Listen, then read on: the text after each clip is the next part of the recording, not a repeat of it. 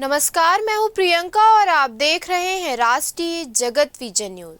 छत्तीसगढ़ के बिलासपुर में railway coaching depot में बड़ा हादसा हुआ। वंदे भारत एक्स्ट्रा कोच की धुलाई करते समय एक ठेका कर्मी युवक 133 किलोवाट हाई टेंशन तार की चपेट में आ गया, जिससे वे गंभीर रूप से झुलस गया।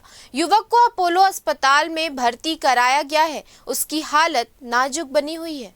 दरअसल पीड़ित युवक का नाम है प्रताप बर्मन, जो एक ठेका कंपनी के तहत काम करता था।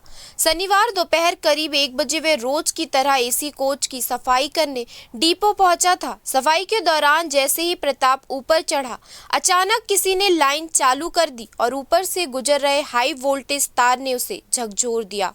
आंखों देखी बताने वाले कर्मचारियों का कहना है, प्रताप को लगातार 2 बार जोरदार करंट लगा। झटके इतने भयानक थे कि वे कुछ देर तक कोच की छत पर तड़पता रहा और फिर नीचे गिर पड़ा। इस हादसे में उसके सिर, नाक और मुंह पर गंभीर चोटें आई हैं। साथ ही शरीर के बड़े हिस्से पर जलन हो गई है।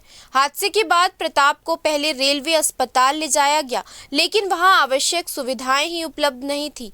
मजबूरी में उसे सिम्स और फिर अपोलो अस्पताल रेफर किया गया। डॉक्टरों ने उसकी हालत को बेहद नाजुक बताया है। साथ ही कर्मचारियों ने इस हादसे के लिए सीधे रेलवे अधिकारियों और ठेकेदार को जिम्मेदार ठहराया है। दरअसल जिस रेक पर प्रताप सफाई कर रहा था, उसी पर वंदे भारत ट्रेन लाने की तैयारी चल रही थी, यानी बिजली सप्लाई बंद ही नहीं की गई थी। बिना सुरक्षा इंतजाम और सप्लाई कट किए मजदूर को काम पर भेजना कर्मचारियों के मुताबिक गंभीर लापरवाही है। यही नहीं, डिपो में मजदूरों की स्थिति भी बेहद दयनीय है। ना तो हेलमेट दिया जाता है, ना सेफ्टी बेल्ट और ना ही सुरक्षित औजार। सिर्फ 3-3 महीने का कॉन्ट्रैक्ट साइन करवा कर उन्हें खतरनाक काम पर लगा दिया जाता है।